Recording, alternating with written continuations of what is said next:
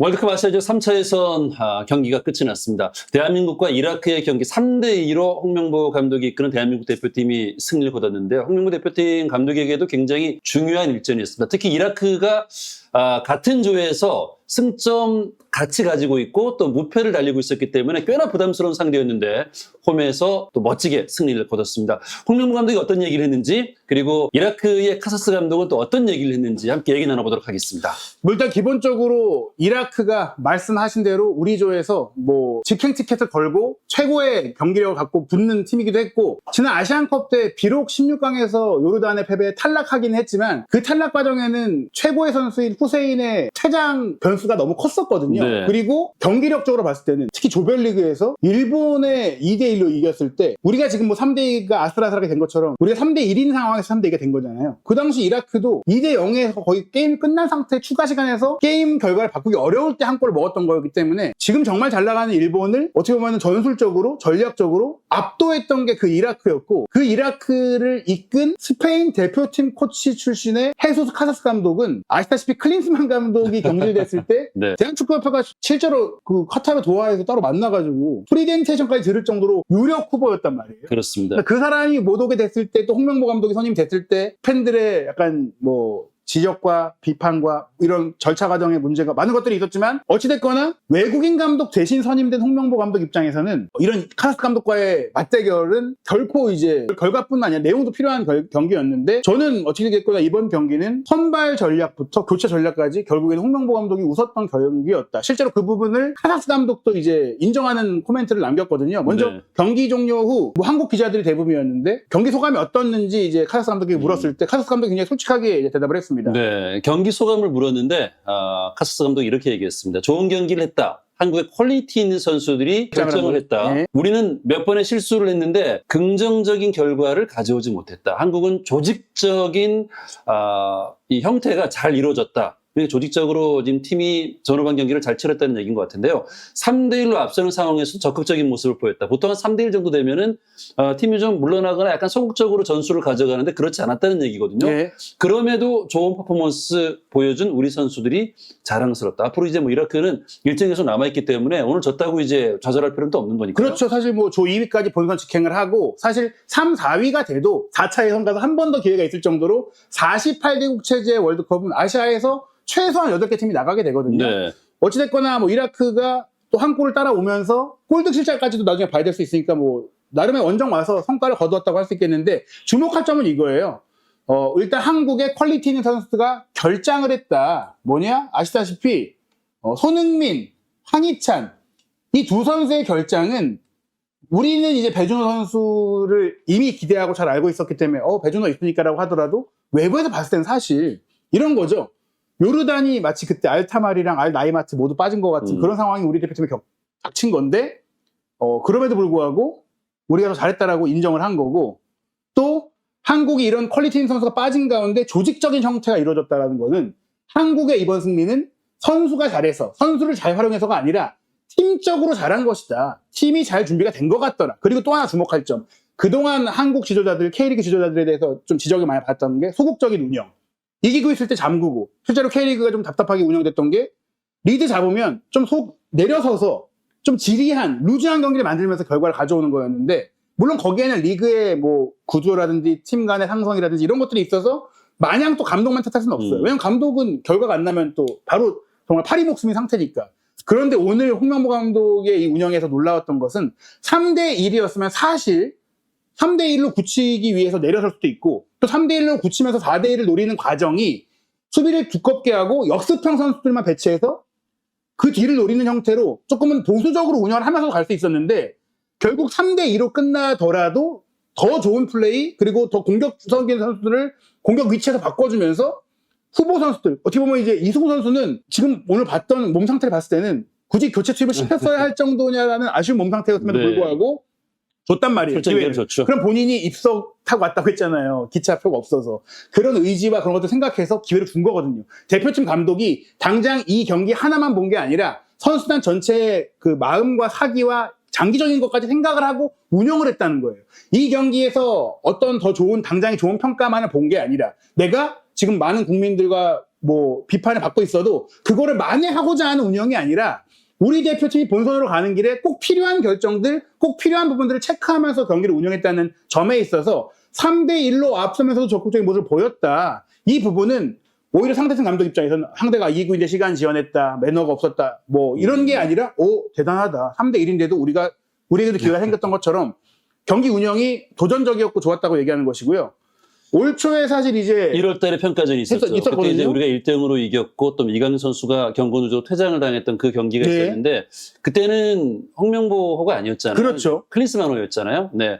그때와 이제 어떤 부분이 달라졌나라는 질문을 했어요. 예. 거기에 이제 다른 스타일의 경기를 하더라. 클린스만 감독과는 라인업부터 달랐고 차이가 있었다라고 얘기했습니다. 클린스만 감독 시절에도 뭐 사실 클린스만 감독이 명확한 세부 전술이 있는 감독은 아니지만 그래도 독일 축구 레전드고 본인 자체가 축구를 굉장히 잘했던 사람이잖아요. 저희도 여러 차례 얘기했지만 클린스만 감독은 자기만의 색깔이 있었어요. 뭐냐면 투톱을 두고 그 투톱에게 최대한 빠르게 공을 전달하는 축구. 본인이 그 투 스트라이커로서 전성기를 노렸기 때문에 축구는 이렇게 생각하는 분들이 있어요. 잘하는 선수한테 빨리 공 주면 돼. 골 잘 넣는 선수한테 공 주는 방법을 잘 만들면 돼. 그리고 최대한 빨리 줘야 돼. 클린스만 입장에서 선수 뛸 때 나 골 잘 넣으니까 어떻게든 내가 넣을 거니까 나한테 빨리 줘. 그리고 지금 우리 팀에 손흥민 선수 있으니까 손흥민 선수 약간 톱으로 놓으면서 그런 식으로 운영을 했기 때문에 잘 먹힐 때는 그게 잘 좋았지만 잘 안 될 때는 뒷방을 맞거나 중앙에서 장악이 그렇죠. 안 되거나 경기 전체적인 이 빌드업이 잘 부정확했단 말이에요. 근데 현재 홍명보 감독은 어떻게 보면 벤투 감독 시절의 빌드업을 어느 정도 적용하면서도 조금 더 수비적인 밸런스를 갖춰가면서 또 새로운 선수를 많이 투입하고 있기 때문에 전혀 새로운 팀으로 가고 있다. 라인업도 달랐고 스타일도 달랐다. 그건 뭐 당연한 거죠. 시간이 흘렀으니까. 어찌됐거나 다른 팀으로서 만들어져 가고 있다는 것을 카사스 감독도 인정을 한 겁니다. 네. 또 그에 맞춰서 선발 전략이 저희가 좋았다고 말씀드렸던 거는 오늘 카사스 감독도 새로운 전술을 썼고 홍명보 감독도 뭐 부상자가 있긴 했지만 좀 새로운 선수들을 썼잖아요. 그 선발 명단부터 홍명보가 앞섰다는 건데 카사스 감독도 직접 설명을 했었죠. 그렇습니다. 전술적인 변화가 저희들이 봤을 때도 있었잖아요. 거기에 대한 질문을 했는데 전술적인 변화가 있었는데 어떤 변화였느냐 물어봤거든요. 2명의 레프트백을 준비했다. 이강인을 막기 위해서였다라고 얘기를 했습니다. 한국에서 가장 위험하고 컨트롤을 잘하는 선수가 이강인이라는 얘기인데요.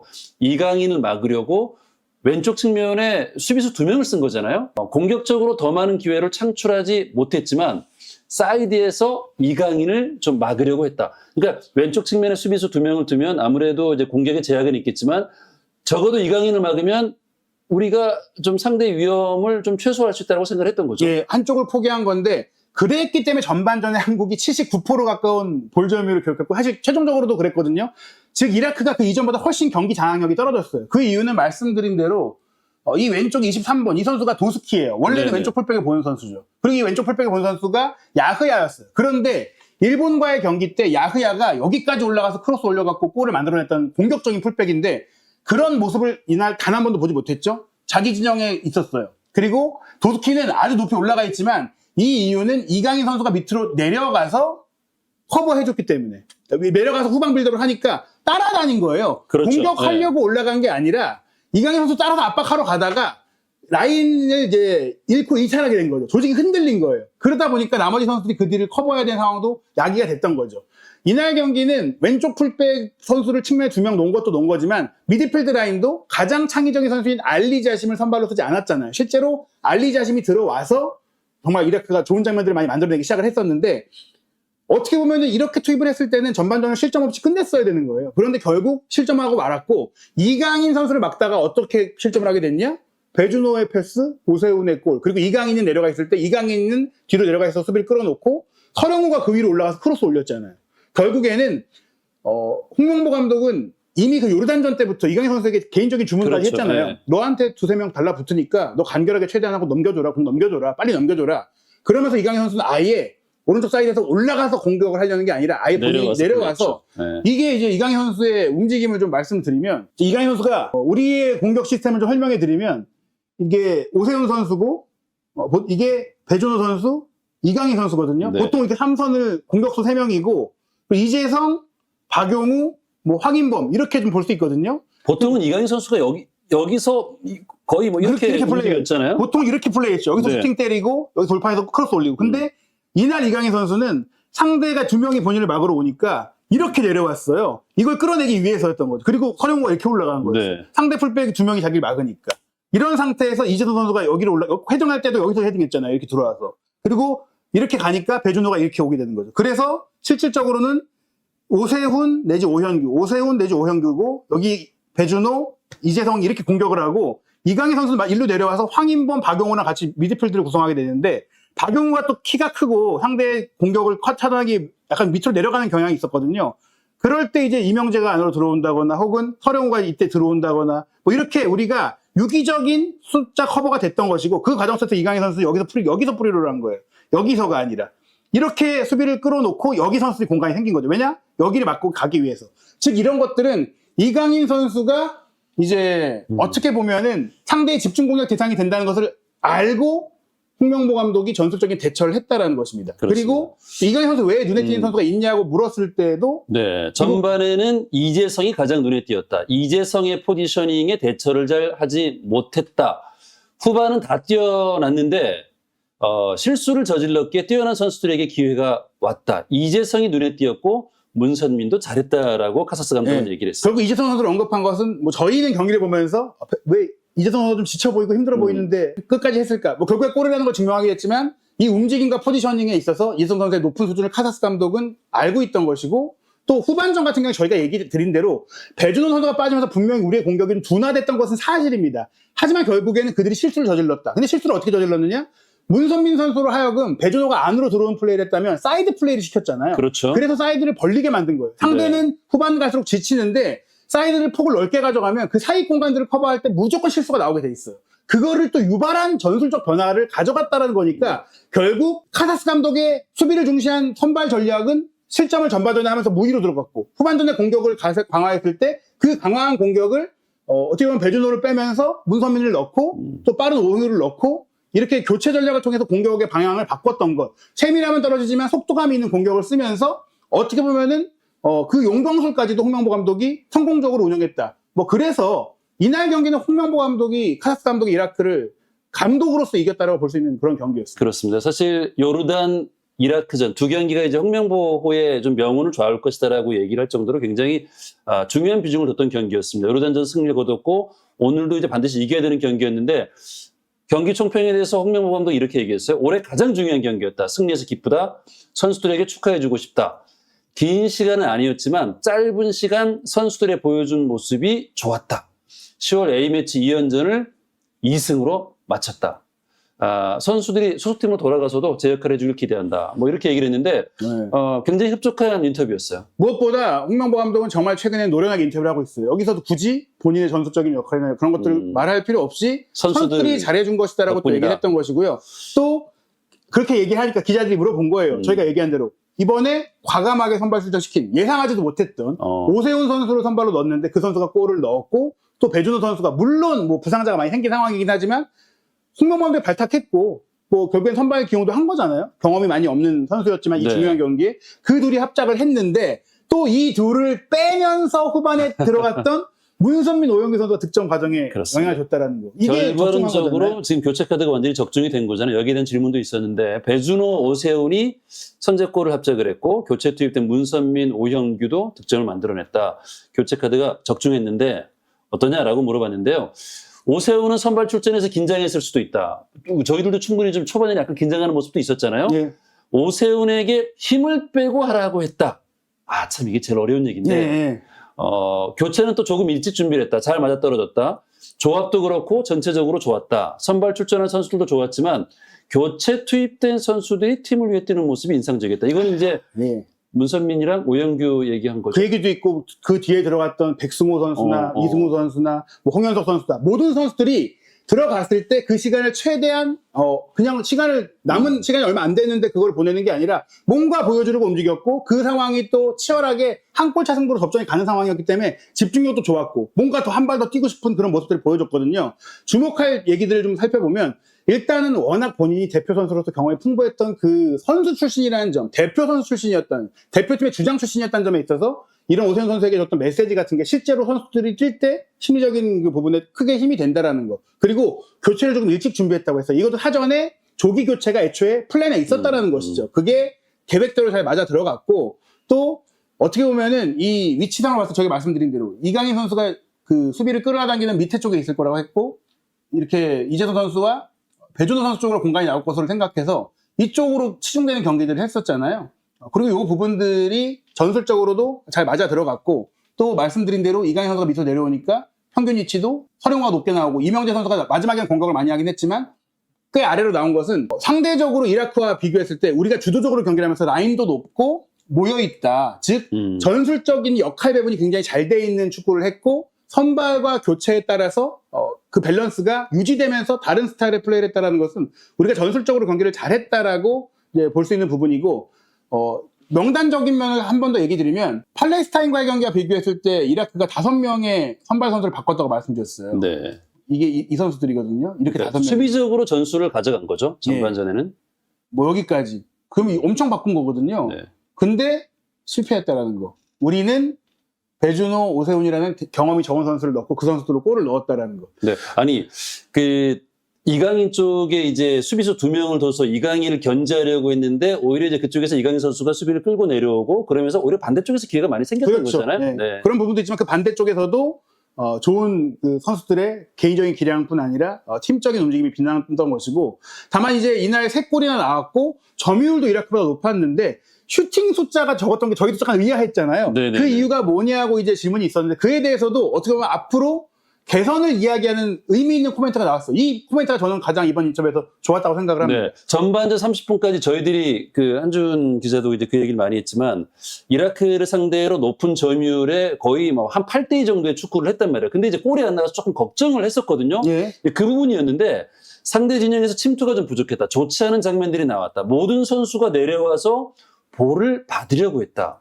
상대 수비 뒷공간으로 빠져서 움직이는 모습이 필요했다. 그러니까 나와서 볼을 받는 게 아니라 좀 라인을 깨는 그런 장면들이 좀 나왔어야 되는데, 그건 좀 부족했다라고 얘기하는 거죠. 그런 점에 있어서도 어떻게 보면 문선민 선수를 투입한 걸 수도 있어요. 사실 온더볼에서 자신감 있는 선수들이 많다 보니까, 특히 배준호 선수도 그런 성향이다 보니까 와서 받고 운반하려는 움직임들을 많이 보였거든요. 물론 이 선수가 침투도 잘하는 선수이긴 하지만, 그런데 애초에 문선민 선수는 그 침투에서 받을 때 강점이 좋다 보니까 오히려 문선민 선수가 들어오면서 그런 플레이가 좀 강화된 것은 어떻게 보면 저희가 이제 이걸 예상하지 못했던 부분이죠. 경기를 보면서 생각하지 못했던 네. 부분.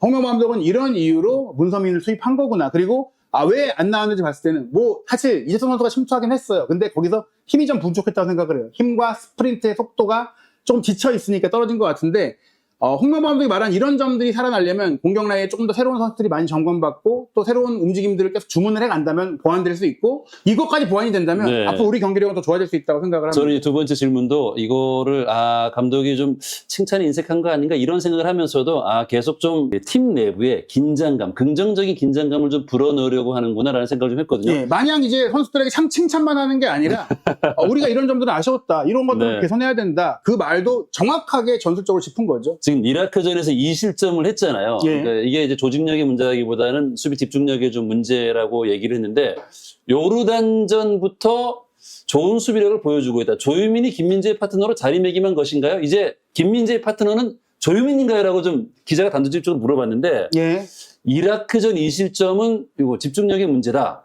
첫 번째, 두 번째 실점 모두 허용하지 않아도 될 것이었다. 그러니까 더 잘할 수 있었는데 그러지 못했다는 상대가 거고. 좀 좋았던 부분도 있고, 후반 초반 5분 만에 실점하고 경기 막판에 했으니까, 그때 사실 어떻게 보면은 우리가 리드를 잡고 후반 시작했고 후반 초반도 잘하니까 조금 선수들이 느슨해졌다가 당했고, 네. 막판에도 사실 우리가 4번째 골 노리다가 당했잖아요. 물론 그거 변명할 수는 없지만 우리 팀이 정상적으로 정비된 상태에서 실점이 아니었다라고 얘기를 한 거고, 다만 이제 그런 상황도 우리가 실점하지 않도록 보완해야 된다라고 했고요. 또 하나 주목할 점, 조유민 바로, 얘기요. 예, 조유민 선수 네. 얘기입니다.